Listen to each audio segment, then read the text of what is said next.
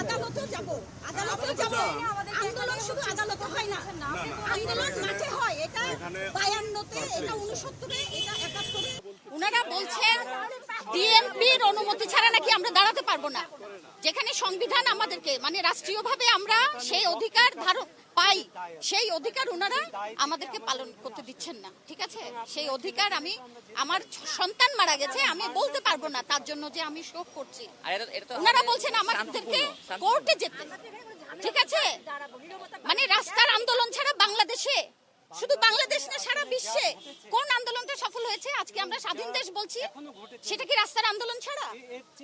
আজকে আমরা ঢাকা মেডিকেলের ইমার্জেন্সির সামনে দাঁড়াতে চেয়েছি অভিভাবকরা সন্তানদের পাশে। আমাদের যে সন্তানরা আহত হয়েছে, মারা গেছে, তাদের প্রতি শোক জানিয়ে আমাদের মৌন অবস্থান ছিল, কিন্তু আমাদের কোনো সভা সমাবেশ এরকম না। এবং আমরা বলেছি আমরা 10 মিনিট চাই, ওনারা সেই 10 মিনিটটাও আমাদেরকে দিতে চাচ্ছেন না। মানে এই 10 মিনিট সময়টা ওনারা আমাদেরকে দিতে পারছেন না। অথচ সেই 15 তারিখ থেকে ঢাকা মেডিকেলে বারবার যে ছাত্রলীগ ওখানে হামলা করেছে, তখন কিন্তু আমরা এত পুলিশ এখানে দেখিনি। ঠিক আছে, আপনারা দেখতে পাচ্ছেন। 14 দিন আগের কথা, 14-15 দিন আগে আমার বড় ছেলে পেটে অসুখ, তাকে নিয়ে ঢাকা মেডিকেলে আসছিলাম আমি ট্রিটমেন্ট দেওয়ার জন্য। এসে দেখি ওই যে কোটা সংস্কারের নিয়ে ওরা আহত অবস্থায়। ওই মুহূর্তে আমি তো সাধারণ, আমি তো পক্ষ বিপক্ষে কেউ না, আজও না, কিন্তু আমি কিন্তু সাধারণ অভিভাবক হিসাবে এসেছি। তখন পরপর কয়েকবার অ্যাটাক হলো ঢাকা মেডিকেলের মধ্যে। আমার বড় ছেলেকে আমি নিয়ে আসছিলাম, ওই অ্যাটাকের কারণে আমার ছোট ছেলেটা পায়ে ইনজুর্ড হলো। তখন ঢাকা মেডিকেলের যে প্রধান ব্রিগেডিয়ার জেনারেল, ওনার কাছে বারবার আকুতি জানালাম যে আমাদেরকে নিরাপত্তা দেন। তখন উনি অসহায়ের মতো বলছেন আমি তো কিছু করতে পারছি না। এখন কথা হচ্ছে যখন অ্যাটাক হয় তখন প্রশাসন বলে আমরা কিছু করতে পারতেছি না, আর যখন আমরা সাধারণ মানুষ হিসাবে দাঁড়াইতে চাই তখন এত পুলিশে বাধা বা প্রশাসনের বাধা। এটা আমরা মানে কোথায় আছি? তারা আমাদেরকে গুলি করে মেরে ফেলেন, বুকটা খুলে দিয়ে গুলি করে মেরে ফেলেন আমাদেরকে।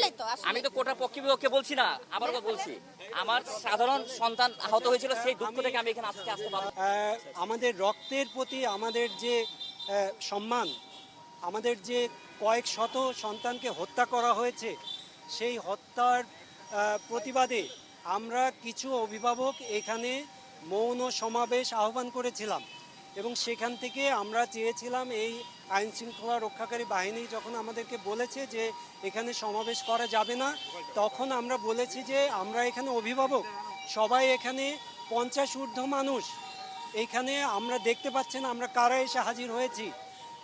আমরা ডাক্তার, আমরা শিক্ষক, আমরা পেশাজীবী, নানা শ্রেণীর মানুষ এখানে এসেছি এবং এই মানুষের সংখ্যা হাজার হাজার না।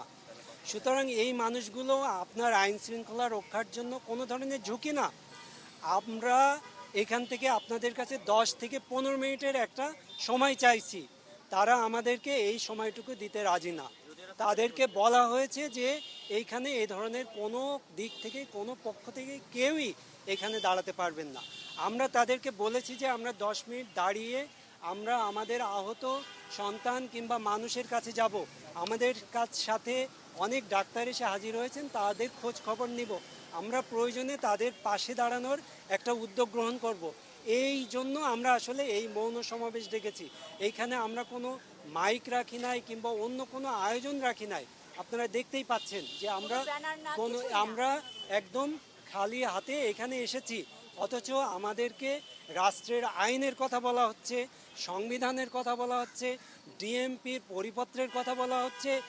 যে রাষ্ট্র এই আমার সন্তানকে এইভাবে হত্যা করে মারতে পারে সামান্য একটা অধিকারের আন্দোলনের জন্য, দুনিয়াতে আর কোন রাষ্ট্র আছে এরকম জঘন্য যে তার শিক্ষার্থীদের উপরে এইভাবে গুলি চালাতে পারে, এইভাবে দলীয় বাহিনী দিয়ে লেলিয়ে দিতে পারে? আপনারা দেখেছেন ঢাকা মেডিকেলে যখন আহত হয়েছিল তাদের উপরে তারা হামলা করেছে এবং হামলা করে তাদেরকে বের করে দিয়েছে। এবং আপনারা জানেন চট্টগ্রাম বিশ্ববিদ্যালয়ের একটা ছেলে চট্টগ্রাম মেডিকেল সহ বিভিন্ন হাসপাতালে ঘুরে ঘুরে ভর্তি হতে ব্যর্থ হয়ে তারপরে ঢাকায় এসেছে এবং ঢাকা থেকে সে মৃত্যুবরণ করে চিরাঙে ফিরে গেছে চিকিৎসার অভাবে। সুতরাং আমরা বলতে চাই যে আমরা আইন শৃঙ্খলা রক্ষাকারী বাহিনীর সাথে কোনো সংঘর্ষে যেতে পারি না। আমরা অভিভাবক, কিন্তু আমরা এটা মেনে নিচ্ছি না।